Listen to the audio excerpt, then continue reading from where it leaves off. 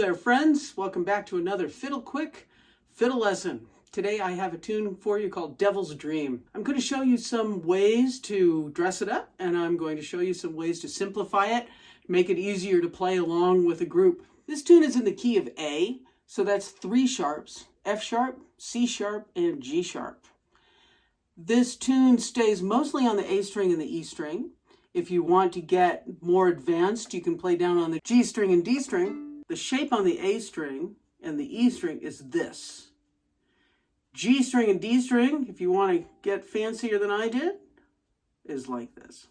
So let's just do the A major scale, 1 octave. It's A, B, C sharp, D, E, F sharp, G sharp, and A. Now this is a great place to practice that accent. So you put an accent on the 3rd note.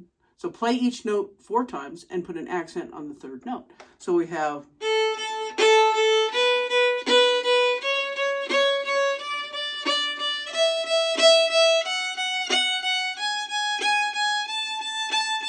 let's play that together.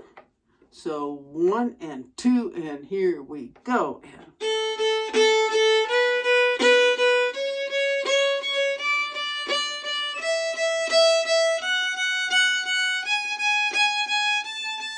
Back down.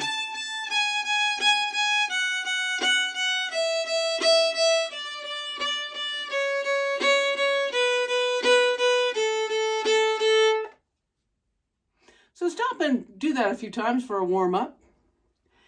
And now let's do the tune. So I'll play the first part of it for you.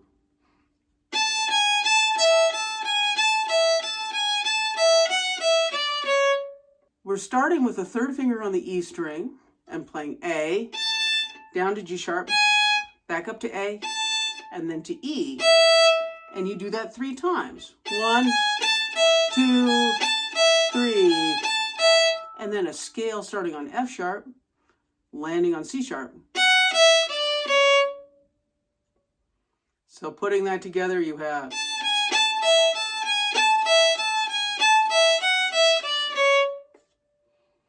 stop and practice that before we go on to the next part. The next part is D, F sharp, B, 3 times. And then you go up to A and play a scale down to E. When I play this, I'll start with my 3rd finger by itself on the string, and then I put my 1st finger down on both the E string and the A string at the same time. So I can go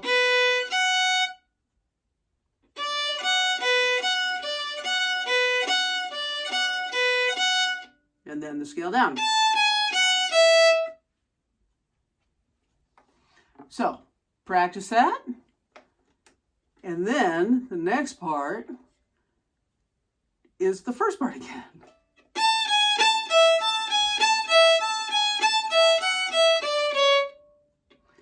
And now we have an ending which changes with everybody who plays it. Everybody does it differently, and there's a lot of room here to do your own ending, but this is one of the many endings I know.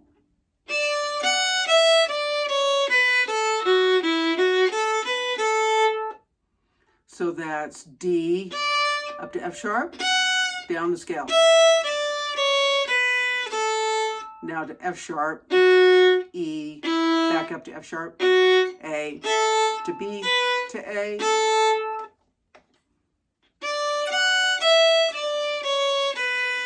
Skip down to F sharp, up to A. So with all these 8th notes, this is a great place to try some of the other fiddle bowings. I particularly like across the beat shuffle bowing. So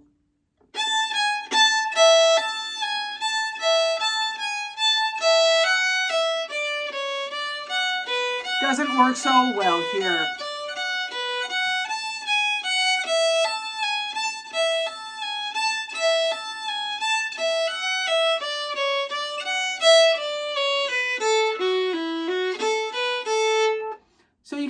in wherever you would like to. The slur 2 separate one I don't find works as well. This bowing that I just showed you kind of gives your bow arm a break because you're playing, you know, chicka chicka chicka chicka so much. All right. Moving on to the second part. So we have still, again, the pattern of do something 3 times and then a little scale. So we have same scale as before. So we have C sharp to E, down to A, back to E, 3 times. 2, 3. Scale starting on F sharp, going down. Now we have this again. We already did this. D, F sharp, B.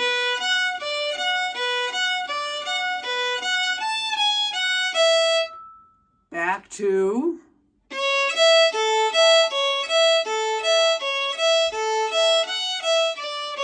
and the same ending we had before.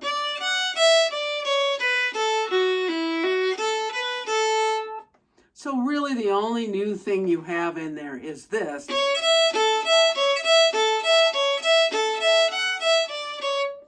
The only thing now is putting it all together. So before I show you some ways to dress it up, let me show you some ways to simplify it. You can find the skeleton notes. To find the skeleton notes, I'm basically playing every other note. So, although if I do that at the very beginning, I just have. So I'm going to go back and forth between the A and the E. And this scale. Now I'm going to do the first and third note. You could choose to go or, but I'm going half speed. That's the thing. The scale.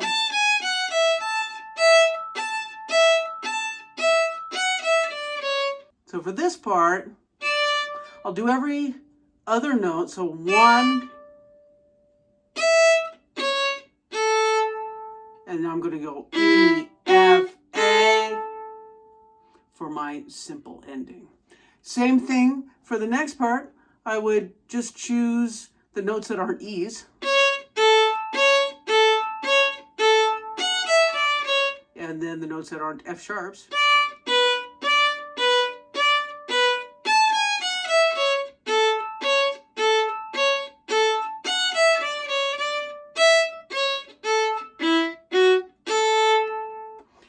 And so there's a simplified version, and what you can do there is you can add in things as you feel comfortable. So that gives you the opportunity to maybe go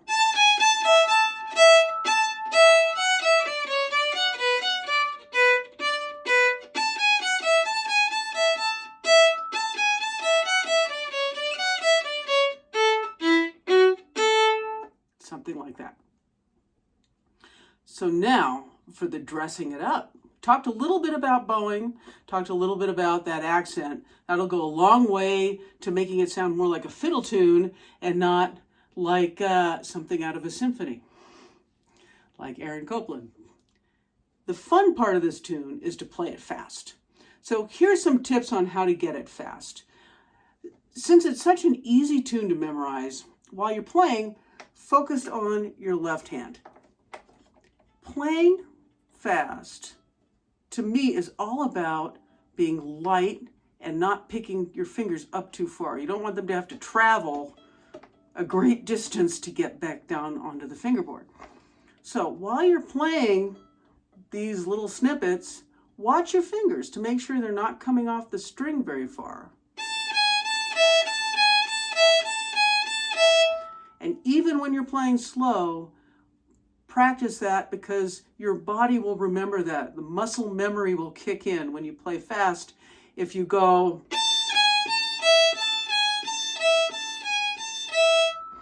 that's what your fingers will do when you're trying to play fast. So keep them close.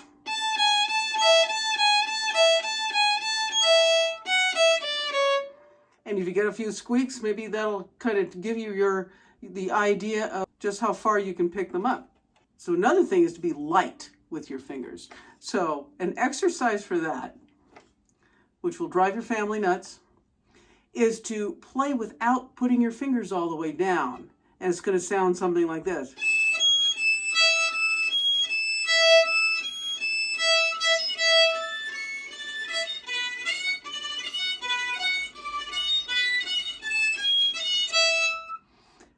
Then you can gradually increase how much weight you're putting down onto the string by half. So now I'm going to go halfway. You can hear how I'm getting some of that whistling, but I'm getting some actual note kind of coming through. We've got to add a little more pressure.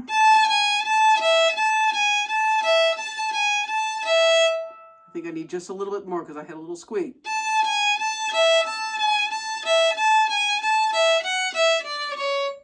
So now I can actually still feel my strings vibrating underneath my fingers because I haven't put my fingers down so forcefully onto the string that I've dampened that. And so that will get my fingers going nice and light. Now watch what I did with my bow. I did not use a lot of bow. I'm using mostly my wrist and my fingers. So learning how to let your fingers bend. Good exercise for that is just do this. Kind of think of pulling your thumb and your pinky together. It's also, I like to think of a paintbrush. When you're painting and the bristles of the brush go down, and then when your wrist comes up, your bristles drag behind. So you kind of get that kind of feeling. Kind of like a jellyfish. Imagine a jellyfish. So that looseness in my fingers and looseness in my wrist, and I'm doing little circles with my wrist or with my elbow.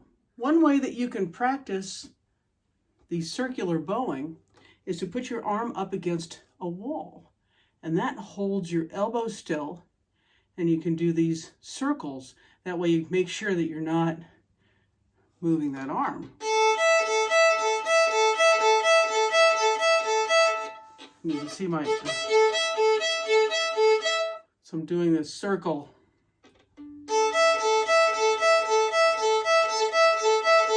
It's a great way to practice it. Remember, you can go this way, so if you want to change strings, you can, but you're not going to go back here. It's also a good way to practice your straight bows, too. Just like with the fast fingers, focusing on the small bow stroke and the circular bowing when you're going slowly, it will carry over when you start speeding up.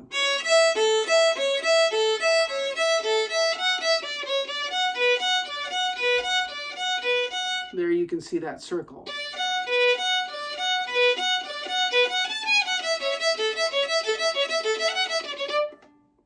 So now that we've talked about simplifying it, let's talk about dressing it up. The chords are very simple. It's A major. So there's your scale. Here's your arpeggio, A, C sharp, E, and A. So you can play around with different combinations. What I did was one of the combinations I did was I started with the normal thing, and then I just found some scale notes that I liked. You could just go.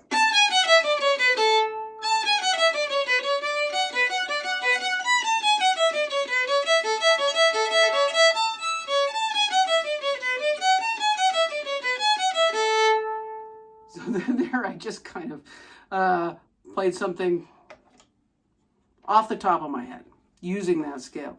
The next chord is B minor, which is, you can basically use the same scale, but starting and ending on B. You can use the same notes, I mean. really what I did in order to come up with these ideas was I just messed around. I just played around until I stumbled on things that I liked, and then I practiced them a bunch of times so that I'd remember them. So one of the things was, and then I thought I'll go up here to the C sharp that's up here. I played with different versions of that, maybe just going.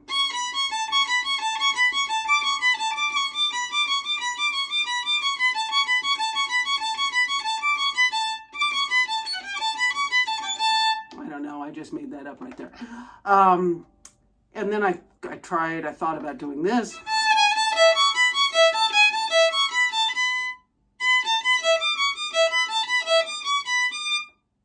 And I ended up liking, so doing it on the third time. But that just shows you how there are many possibilities within that I can do. You have notes on the D string, the A string.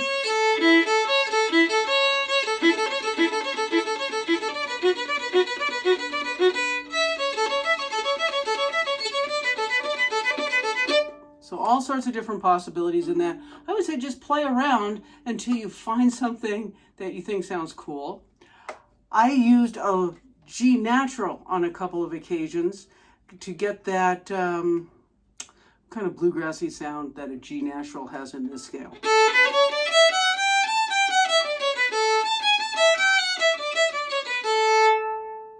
So a possibility is going back and forth between the E string and the A string notes.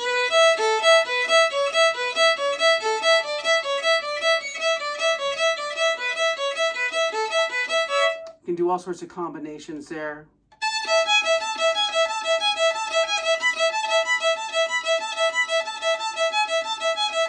Possibilities are endless.